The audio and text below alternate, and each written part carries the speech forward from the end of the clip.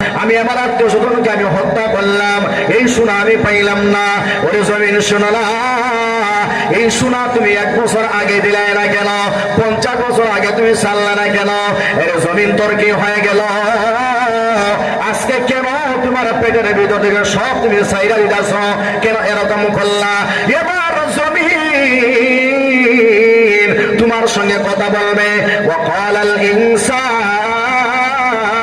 মা লাহা ইয়াওমাইযিন তুহাদ্দিসু আখবারাহা।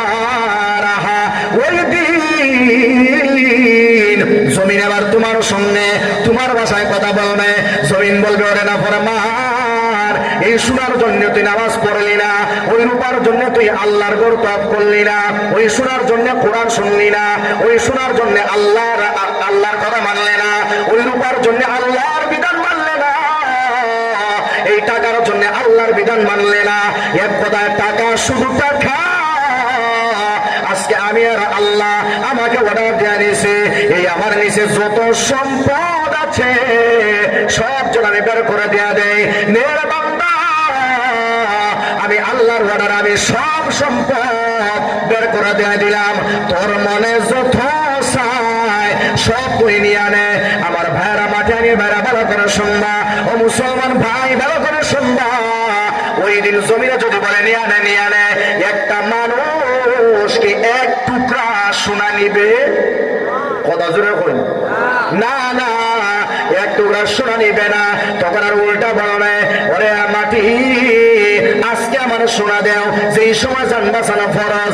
জমিন এত বিশাল বিশাল গর্জন দিতেছে, এই জমিনের গর্জন তর্জনে জমিন বড় বড় ফাটল দিয়া দিতেছে, মানুষের ভিতরে কম্পন তৈরি হয়ে যাবে। হায় হায়, এত সুন্দর জমিন ছিল, আমরা আরামে ঘুমাইলাম, আরামে বাড়ি বাড়াইলাম, আরামে আমরা পেট বিছাইলাম। এত সুন্দর জমিন, এত সুন্দর বিছানা ছিল, আজকে জমিনের কি হয়ে গেল? আবার আল্লাহ তখন বলবেন, বান্দা শোনো,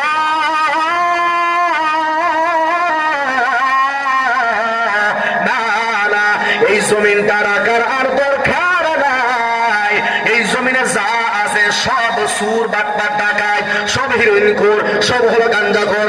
একজন ইমানদার বান্দা এই জমিনের উপরে নাই। এজন্য আমি আল্লাহর কাছে এই জমিনের বিন্দু পরিমাণ দাম নাই। জোরে বলেন ঠিক কিনা?